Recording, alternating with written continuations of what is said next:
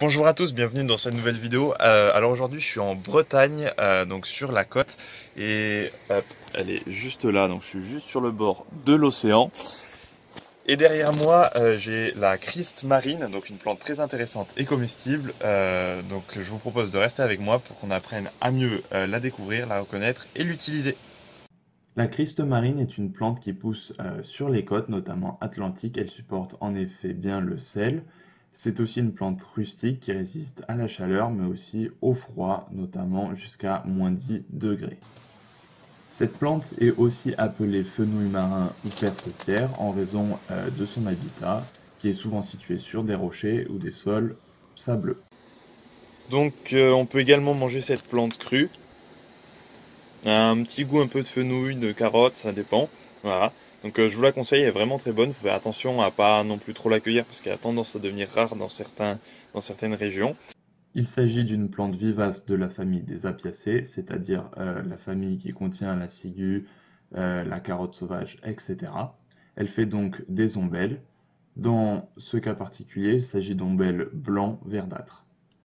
La Christ marine a également des propriétés. Elle est diurétique. On utilise notamment ses graines pour fabriquer une huile de massage, puisqu'elle aide à résorber les œdèmes et est bénéfique pour la peau. Elle était également aussi consommée par les marins, puisque antiscorbutique, elle contient en effet beaucoup de vitamine C. Passons maintenant à la description de la plante pour que vous puissiez vous aussi la reconnaître et l'utiliser. Il s'agit tout d'abord d'une plante qui est glabre, c'est-à-dire une plante qui ne possède pas de poils.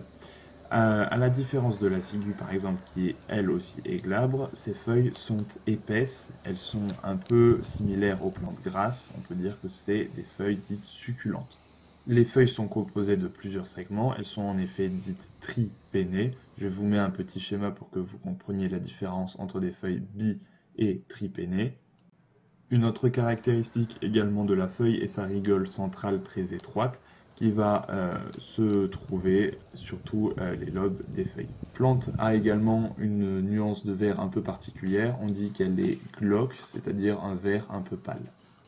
La Christ marine faisant partie de la famille des Apiacées, elle possède également une ombelle. Elle est de couleur blanc verdâtre. Elle est composée de 10 à 15 rayons et forme donc une ombelle de forme relativement arrondie.